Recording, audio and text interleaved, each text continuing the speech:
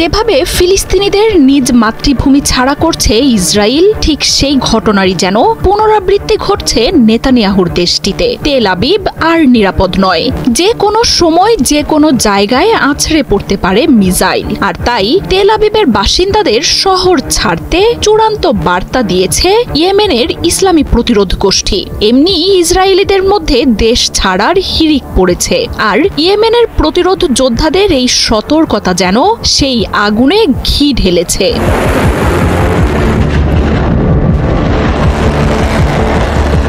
ফিলিস্তিন প্রশ্নে কখনোই বিন্দুমাত্র সহনশীলতা দেখায় না ইসরায়েল। দিনরাত নামাজ হোক বা উৎসব, ইসরায়েলের মিসাইল আঘাত হেনে যায় ফিলিস্তিনি ভূমিতে।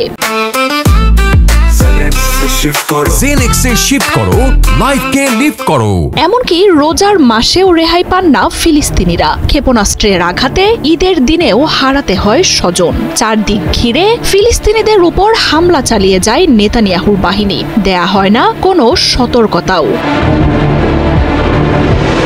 যুগ যুগ ধরে ফিলিস্তিনিদের উপর চালানো এই নৃশংসতা এবার টের পাচ্ছেন ইসরায়েলিরাও। প্রতিরোধ দলগুলো ইসরায়েলে ছুড়ছে একের পর এক মিসাইল ও ড্রোন, যেসবের বিস্ফোরণে বিধ্বংসী প্রভাব পড়ছে ইসরায়েলের শহরগুলোতে। ইসরায়েলের তেল আবিব সহ শহরগুলোতে অন্তত 20টি ব্যালিস্টিক হাইপারসনিক মিসাইল ছোড়ার কথা জানিয়েছে ইয়েমেনের প্রতিরোধ গোষ্ঠীটি।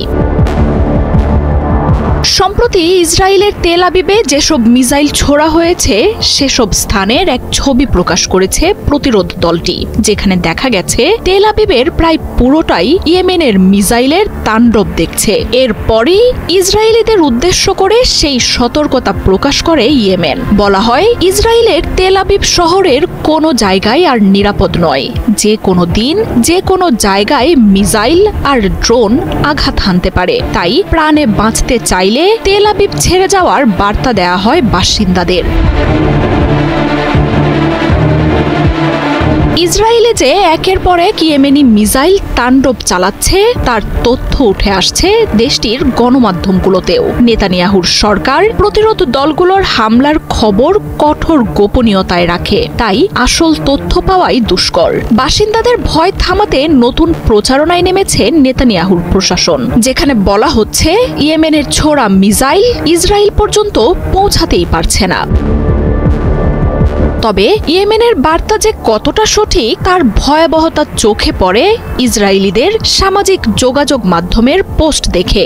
দাউ দাউ করে জ্বলতে থাকা আগুন আর বিস্ফোরণ তেল আবিবে এখন নিয়মিত ঘটনা হয়ে দাঁড়িয়েছে।